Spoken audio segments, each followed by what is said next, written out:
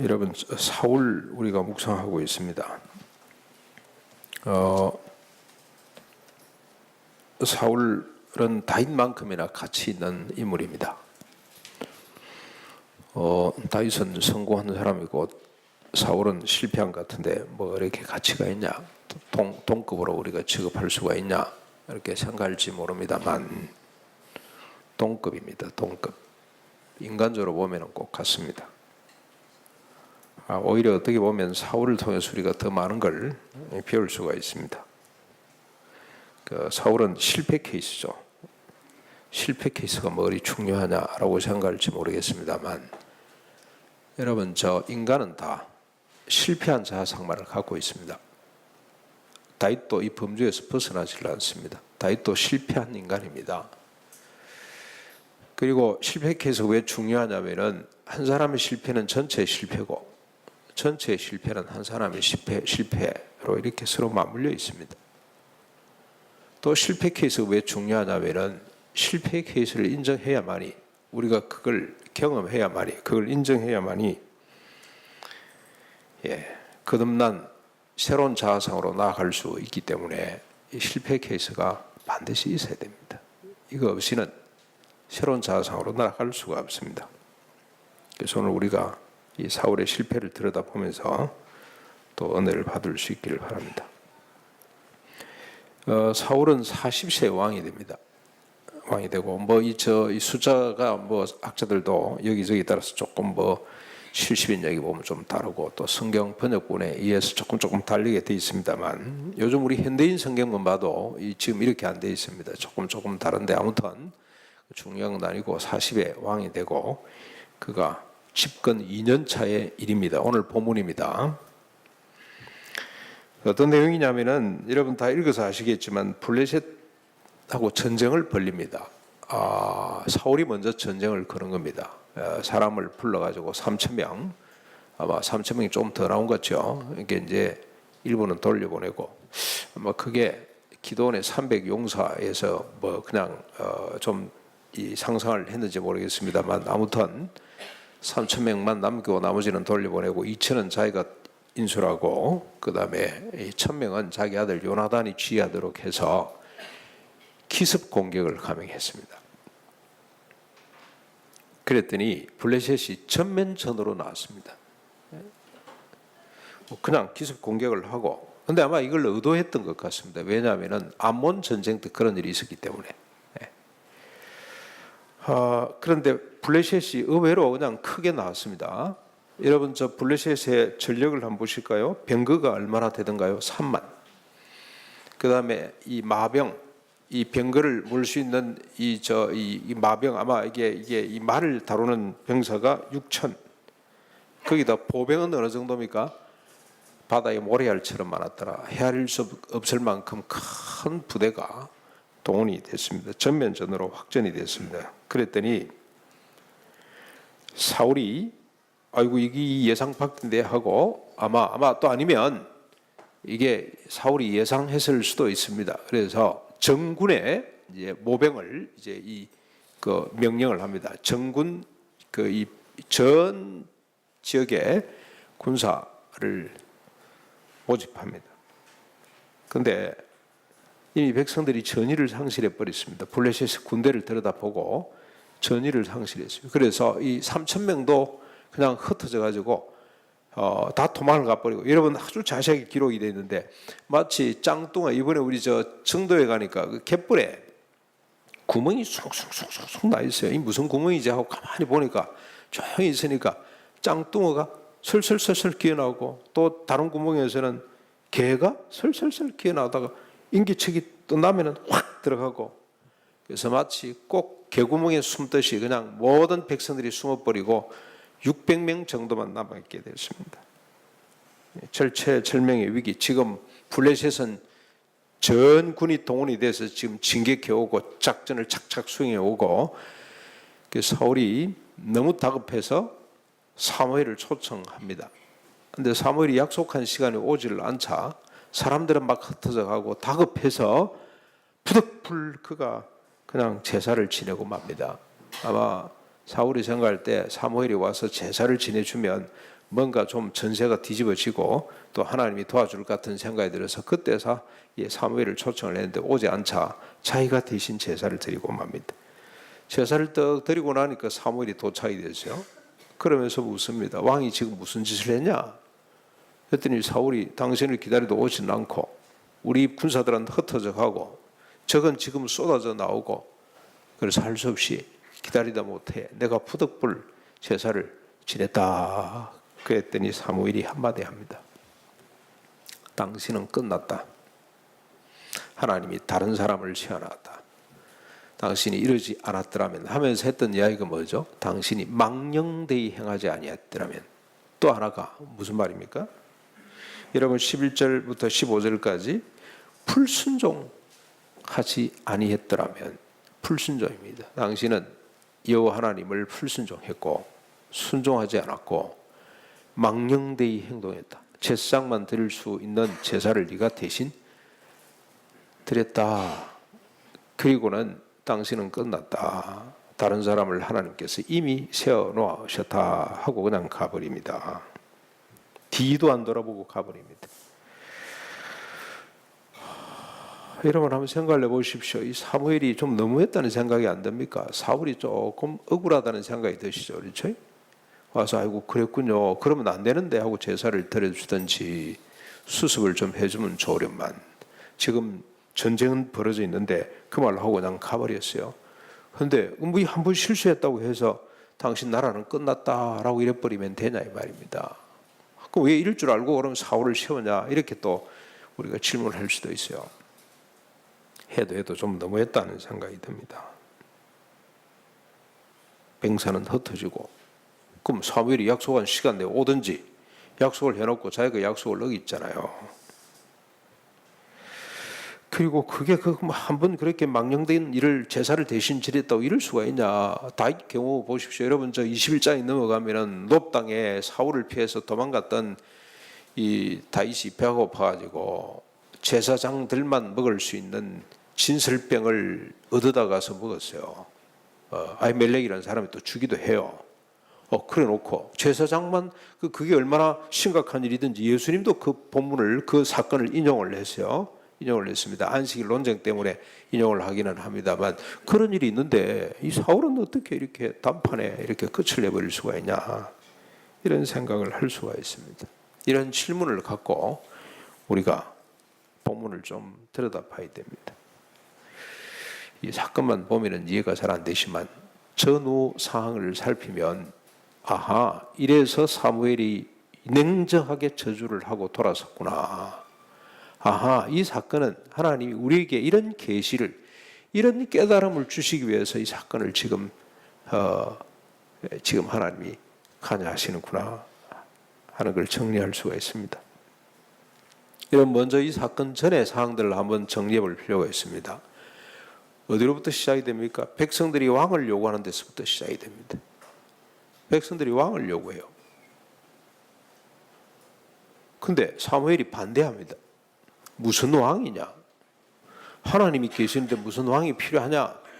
그랬더니 백성들이 아우성을 치면서 내 나라고 마치 저 갈매기가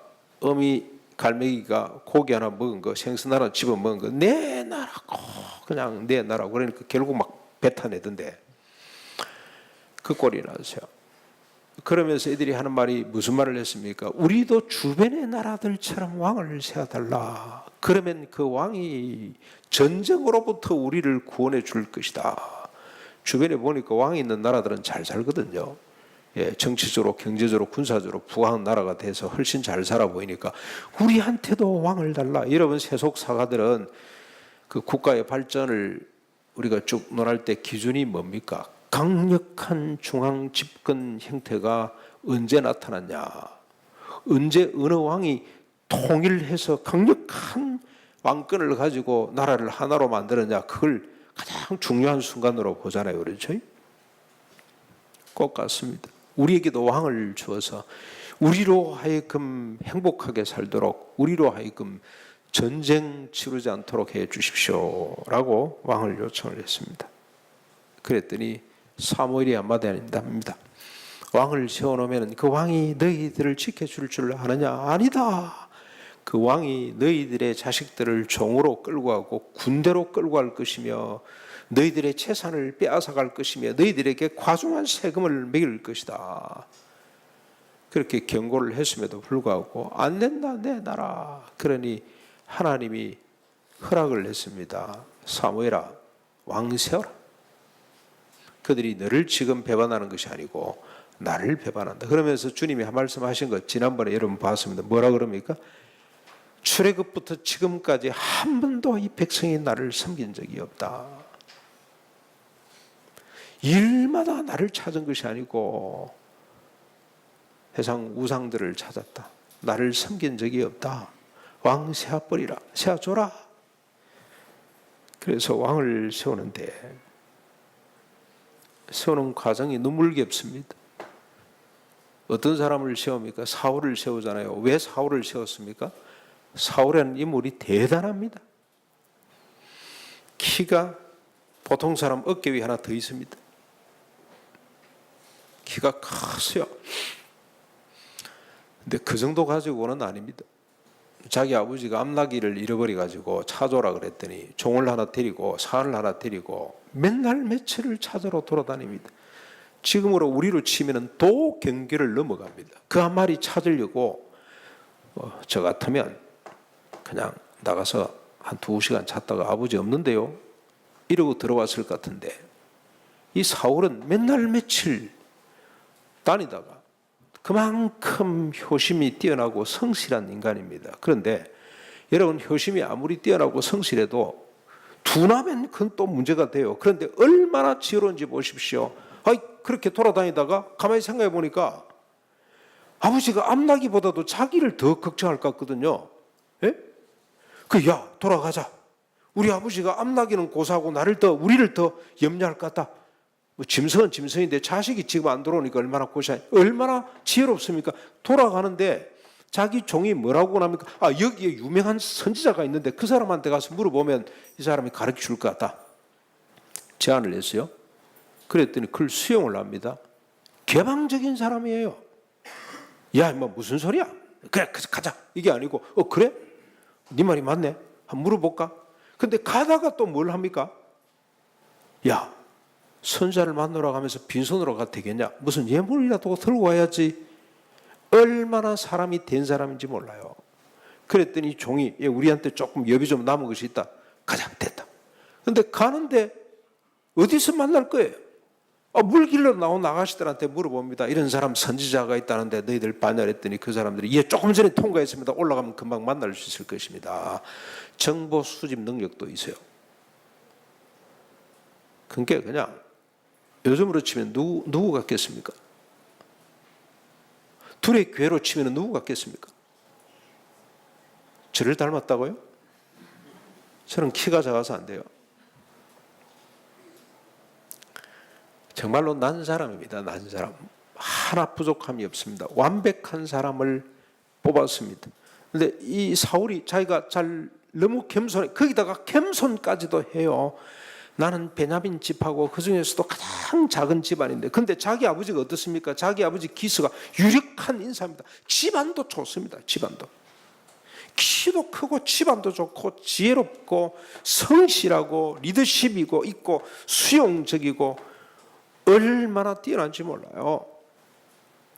완벽한 인간입니다. 그런데 이분이 너무 겸손해가지고 잘 안 받아들이려고 그러니까 사무엘이 어쩝니까?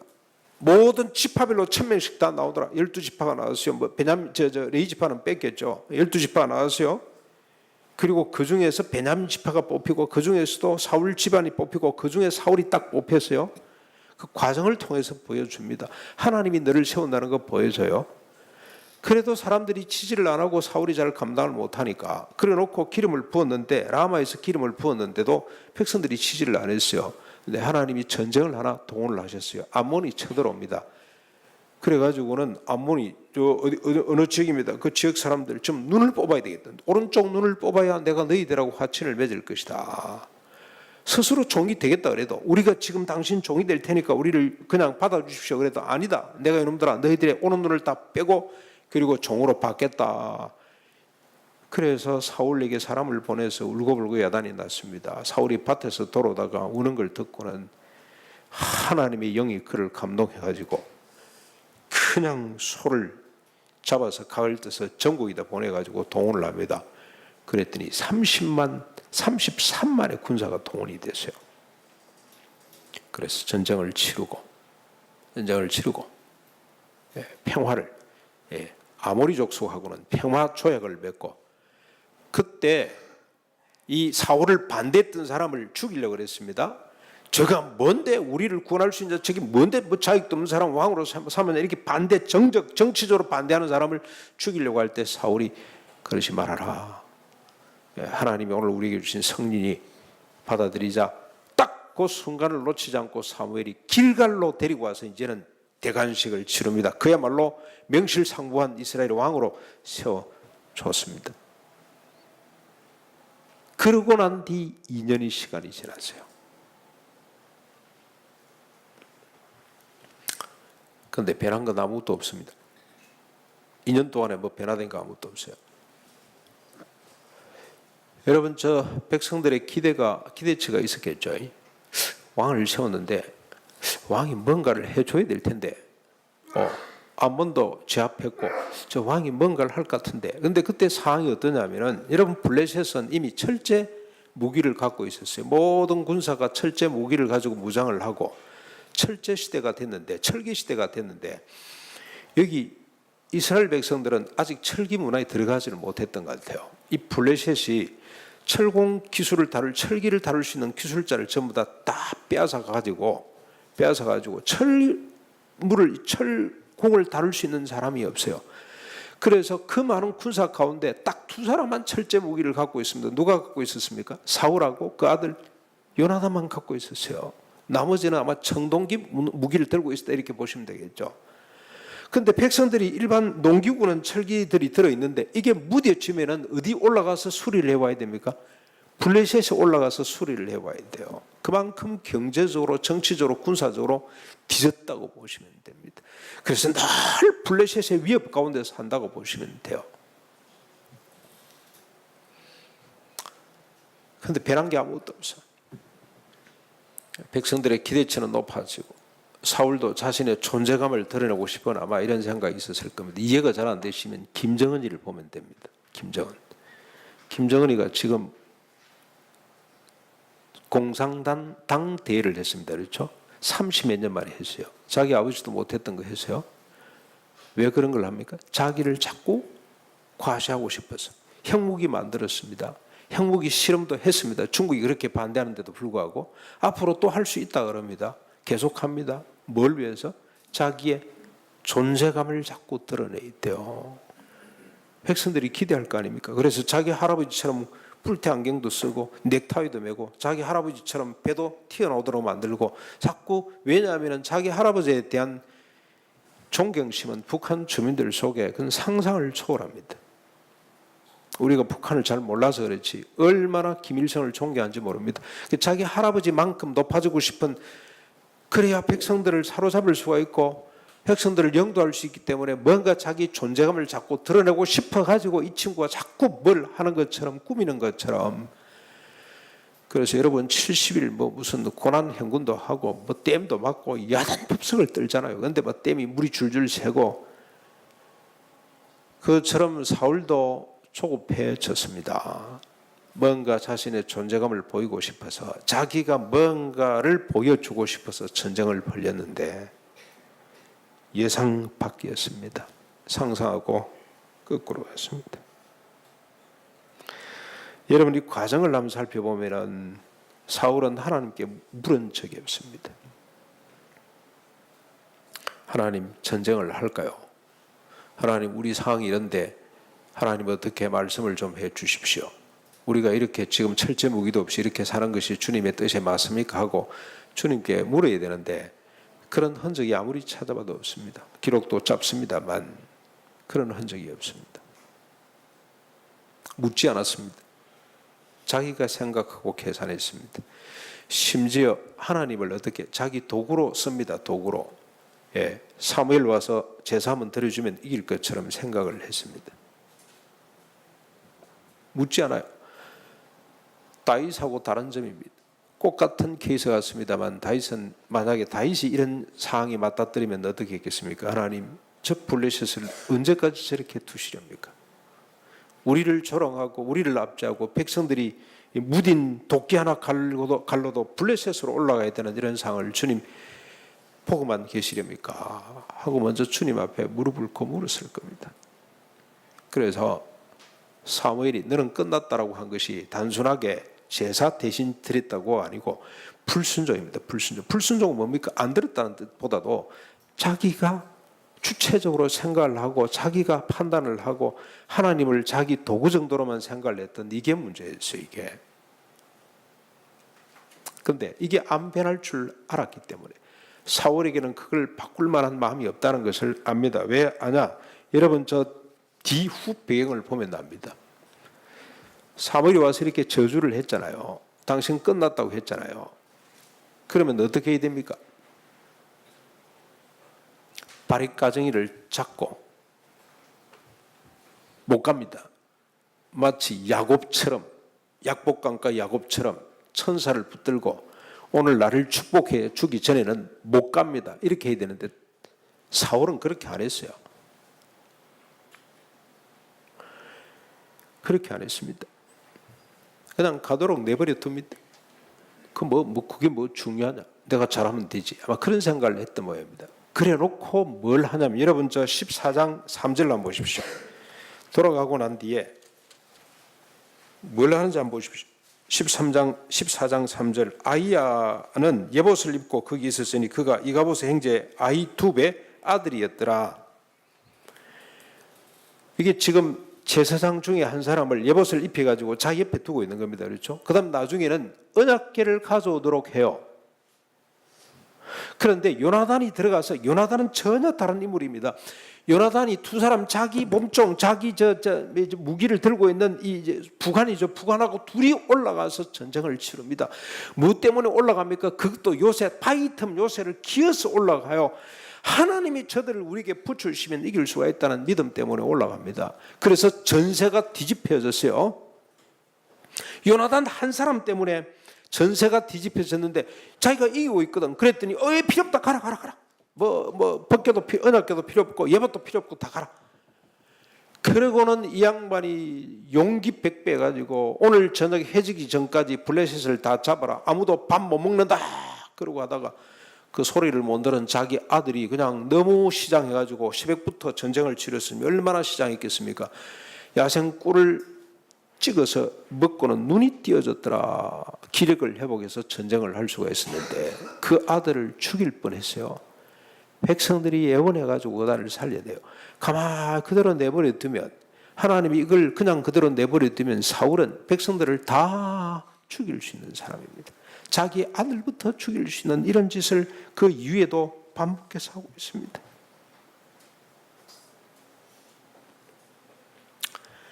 만약 이런 상황이 다윗에게 벌어졌더라면 다윗은 정말로 사무엘을 잡고 자기 옷을 찢고 죄를 뒤집어 쓰고 제가 잘못했습니다. 제 교만을 용서해 주십시오. 이 백성을 위해서 하나님 뜻을 돌이켜 주십시오. 하나님 또 한 번 긍휼을 베풀어 주십시오. 그랬을 겁니다. 그래도 너무한 거 아니냐? 그런 생각을 혹시 여러분 가질 수 있겠죠. 여기 하나님의 큰 뜻이 있습니다. 하나님이 오늘 우리에게 주시려고 하는 메시지가 이 속에 있어요. 첫 번째는요, 인간의 한계입니다. 오늘 사울이라는 사람이 어떤 사람입니까? 모든 백성 중에 뭐 할 사람이 없었습니까?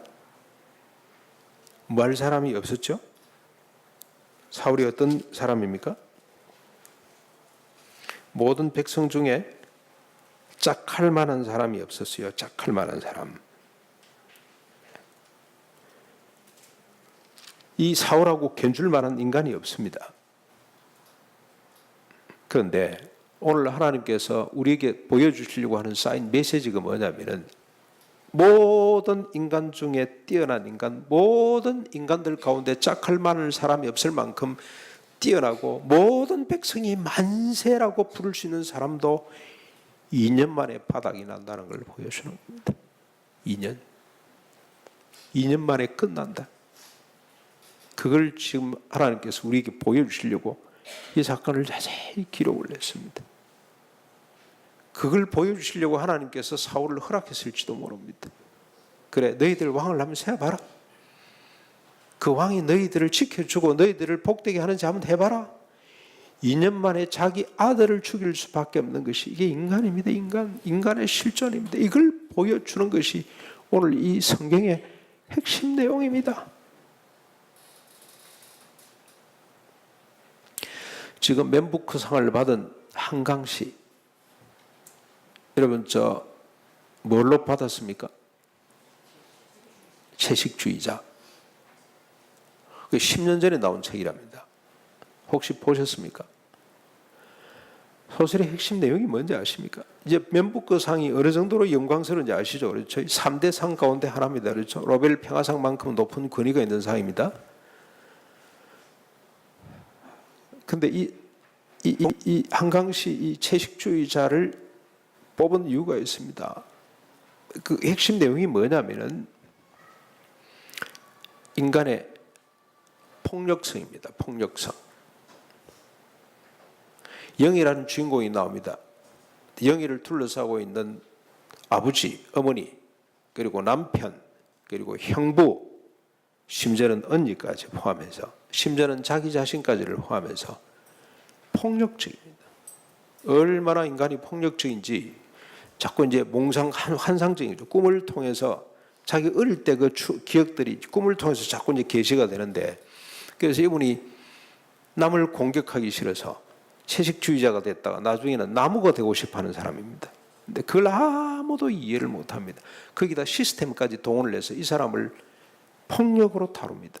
아버지가 억지로 입을 척 벌려가지고 음식을 집어넣으려고 그러고, 남편이 그걸 그래도 자해를 하려고 그러고, 그걸 정신병으로도 집어넣고, 정신병자들은 도무지 이 사람을 이해를 못해서 그냥 의학적으로만 다루고, 모든 것이 폭력입니다. 근데 여러분, 이런 권위 있는 상은 그 내용을, 그 이유가 있습니다. 들여다보니 이게 인간상을 이야기하고 있는 거예요. 그러면서 그 상을 준 그 맨부커 협의회에서 뭐라고 이야기를 했냐면은 카프카의 변신보다도 더 뛰어난 작품이다. 여러분, 그 변신이라는 작품 아시죠? 어느 날 갑자기 곤충 파충류가 돼버렸습니다. 나중에 결국 죽어요. 가족들이 속 시원해하는 이런 장면이 나요. 예. 그러니까 이 사람들을 전부 다 도구로만 우리가 이해를 하고 대상으로만 이해를 했지 인격적으로 이해하지 못하는 인간의 폭력성, 그게 가정에서부터 내재되어 있는, 아니 본성적으로 내재 있다는 것을 고발하는 소설이 한강의 이게 채식주의자란 말이죠. 오늘 성경이 그걸 이야기합니다. 너희들이 아무리 뛰어난 인간이라 할지라도 2년 만에 바닥이 난다는 걸 보여주시는 거예요. 자기 자식을 죽여야 될 만큼 완악하고 어리석은 존재가 인간이라는 사실을 고발해 주는 것이 오늘 본문입니다. 그런데 이렇게 끝내면 소설입니다. 소설. 근데 한강씨가 아무리 연구를 해도, 지금 이분이 이제 그 10년 만에 또 작품 세계 바뀌었다 그러는데요, 아무리 이야기를 해도 이런 답은 내놓을 수가 없습니다. 여기까지만 이야기를 한다면 소설로 끝납니다. 그런데 오늘 주님이 우리에게 들려주고 싶은 말씀이 하나 있어요. 그게 뭐냐면 12장 22절입니다. 12장 22절 같이 한번 보실까요? 같이 한 목소리로 한번 읽어보겠습니다. 시작. 여호와께서는 너희를 자기 백성으로 삼으신 것을 기뻐하셨으므로 여호와께서는 그의 크신 이름을 위해서라도 자기 백성을 버리지 아니하실 것이요. 이게 핵심입니다. 오늘 이 이야기를 하고 싶은 겁니다. 여기 여호와께서는 강조되고 있죠. 여호와께서는 너희를 자기 백성으로 삼으신 것을 기뻐하셨으므로, 그 여호와께서는 자기의 크신 이름을 위해서라도 자기 백성을 버리지 아니하실 것이요. 사울이 하는 것이 아니라 하나님이 하신다는 걸 보여주기 위해서 사울을 지금 내치고 계세요. 사울이 이러고도 38년 동안 40년을 더 통치를 하거든요. 얼마나 역사가 고달팠는지 알 수가 없습니다.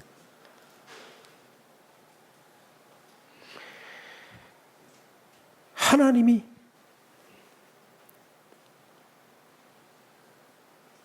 하신다는 게 하나님이 우리를 백성 삼으신 것을 기뻐하셨기 때문에 하나님이 자기 이름을 위해서 우리를 건지시겠다.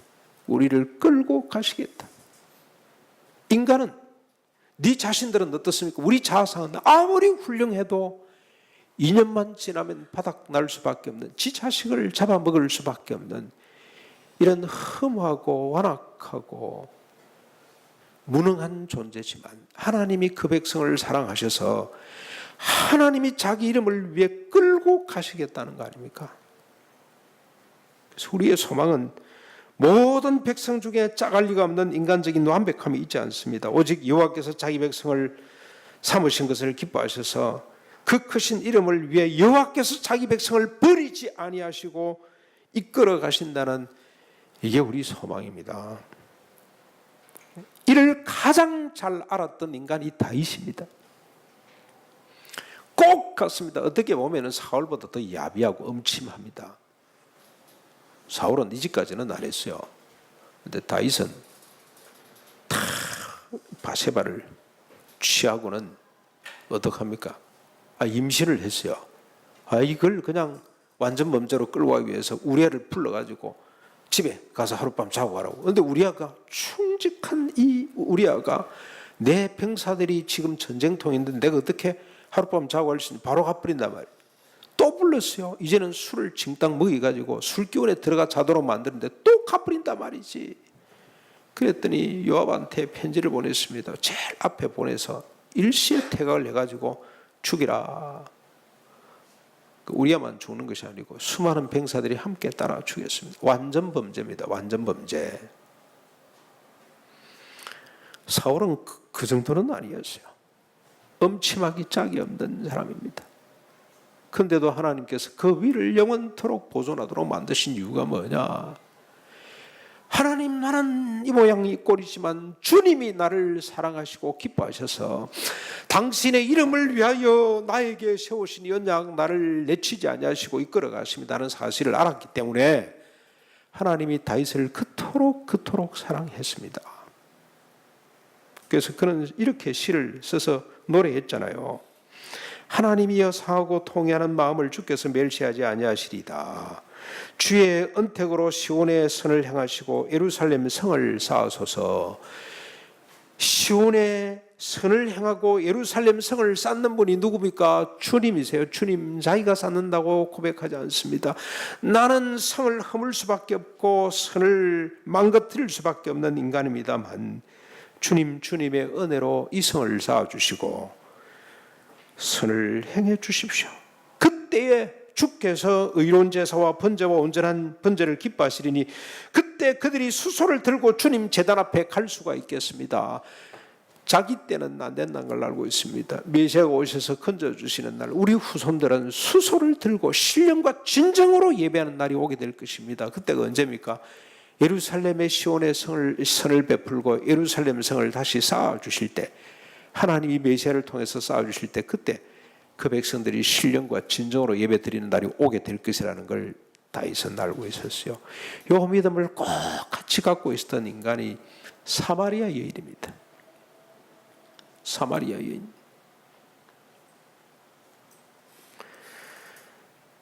인간은 선을 향하고 이를 쌓을 수가 없습니다. 오직 상하고 통회하는 마음만 드릴 뿐입니다. 선을 향하고 이를 쌓게 하시는 분은 주님이십니다. 이 고백만이 우리가 할 수 있는 유일한 고백입니다. 주님이 이렇게 언택을 입히실 때 비로소 인간은 의롭고 온전한 제사를 드릴 수 있다라고 고백하는 것이 그게 우리가 할 수 있는 유일한 일입니다. 사랑하는 성도 여러분, 혹시 여러분이 남보다 어깨 위에 섰다고 생각하십니까? 혹시 여러분이 짝할 리가 없다고 생각합니까? 혹시 주변에 여러분을 높이고 찬양하는 사람들이 있습니까? 끝장났구나 생각하시면 됩니다. 끝났구나. 유익하기도 못하고 구원하지도 못하는 헛된 것들이구나. 돌이키셔야 됩니다. 내가 뭔가 이게 큰 문제가 있구나. 그게 우쭐하고 거기에 만족하고 그걸 추구하고 했다가는 사울꼴 납니다. 자기 자식을 죽이는 일이 벌어지게 됩니다. 대신에 여러분이 끝났다라고 생각을 하십니까? 나는 아무런 희망이 없다. 나는 소망이 없다. 나는 너무 누추하다. 나는 죄인이다.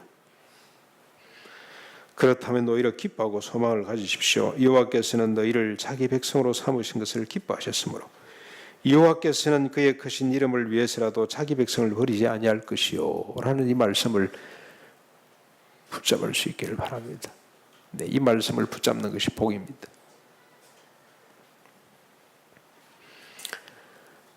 저는 이 한강씨가 아무리 멋있는 소설을 이게 이제 이 뒤에 이제 보면은 소년이 온다.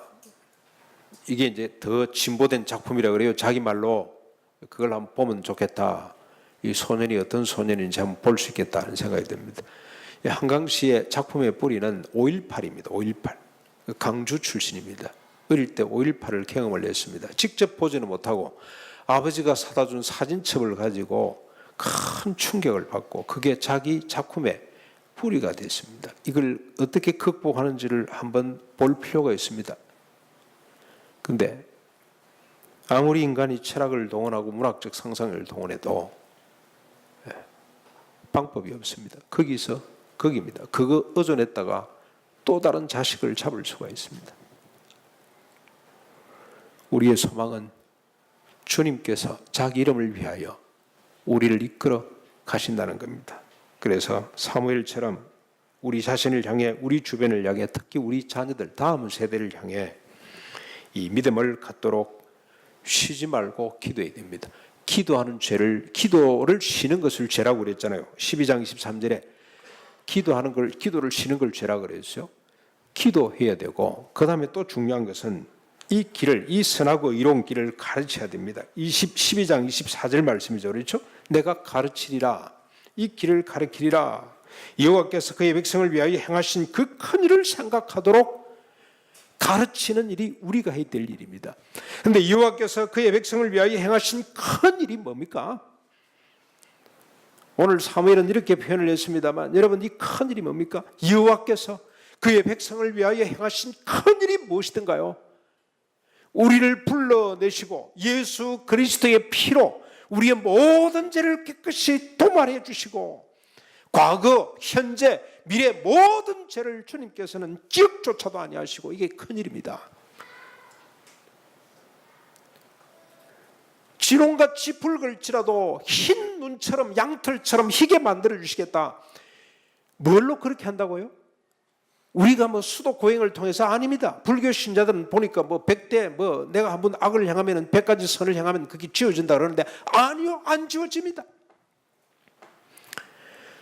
주님이 행하신 일이 있습니다. 예수님을 십자가에 달고 피 흘리게 하심으로 모든 인간의 죄값 사망을 주님이 씻어주시고 용납해 주셨습니다.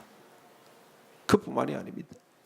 죄 지을 수밖에 없는 우리를 다시는 죄를 짓지 않도록, 이제는 죄를 지을 때마다 분노하고 부들부들 떨고 하나님 앞에, 하나님 내가 왜 이런 죄를 지었는지 모르겠습니다 하고 고백하는, 하나님뿐만이 아니고 사람들 앞에도 고백하게 하는 새로운 피조물로 하나님께서 우리를 만드셨어요.